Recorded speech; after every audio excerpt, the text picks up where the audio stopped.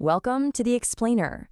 We're all about breaking down the big stories hiding behind the headlines. So today we're diving into iRobot, the company that gave us the iconic Roomba. And wow, is it a story? It's all about mind-blowing innovation, crushing pressure, and this just dramatic fall from grace that has everyone asking, how did this happen so fast? And to really get your head around just how big this collapse was, get this.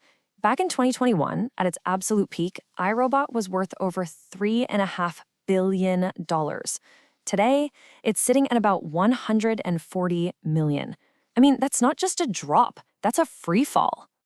All right, so let's get into it. To really understand the fall, you've got to understand the rise. We need to go back and see just how much of a game changer iRobot really was. So you might be surprised to hear that when they started way back in 1990, they weren't even making vacuums. These were MIT roboticists working on serious defense and space stuff. But then, 2002 rolls around, they launch the Roomba, and bam, it just completely changes everything. They literally created a whole new category for home electronics. And for years, man, they were just on this incredible climb, which all led up to that huge valuation we saw during the pandemic. And listen, we're not just talking about a popular brand here. They were an absolute powerhouse. At their peak, they had, 42% of the entire US market and an insane 65% in Japan. They didn't just create the market, they owned it. Okay, so if they were that successful, the big question is, what in the world went wrong? Well, it wasn't just one thing.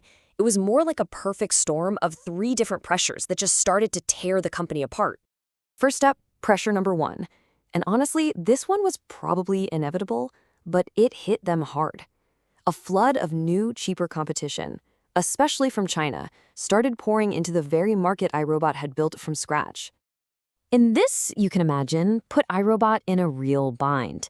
I mean, think about it. They're this premium brand, right? They're pouring tons of money into R&D to stay ahead of the curve.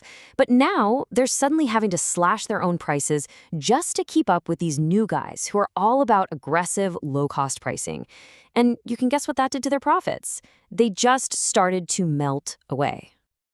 Okay, so on top of the competition, next comes a huge curveball, a geopolitical decision, something they had absolutely zero control over, that ended up adding a massive, totally unexpected cost right to their operations.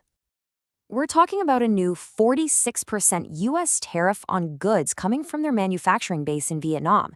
And this wasn't some tiny fee. This was projected to cost them a jaw-dropping $23 million in 2025 alone. How do you compete on price when you get hit with something like that? So you can really see the dominoes starting to fall here, right? Revenue was still coming in, sure, but these mounting costs, like the tariffs, were just eating away at their profits. The company had to start taking on some serious debt just to stay afloat. But there was a final blow, the real tipping point. The thing that pushed them right over the edge was a $1 billion deal that was supposed to be their salvation. Okay, so here's how it went down. It starts with this amazing lifeline. Amazon steps in and offers to buy iRobot for $1.4 billion. But then European regulators raise a red flag about competition, and the whole deal just grinds to a halt. Now, to survive this long delay, iRobot has to take out a massive $190 million loan. And then the absolute worst-case scenario happens. The Amazon deal officially dies, leaving iRobot high and dry with a brand new mountain of debt. So the lifeline was gone. They were crushed by debt. iRobot had nowhere else to turn. They had to file for bankruptcy. But what happened next was a rescue plan nobody saw coming. And just so we're clear, Chapter 11 bankruptcy isn't always the end of the road for a company. A lot of times, it's really a chance to hit the reset button, to restructure and survive. And for iRobot, that restructuring came in the form of a really, really unusual buyout. So get this. This is the crucial part.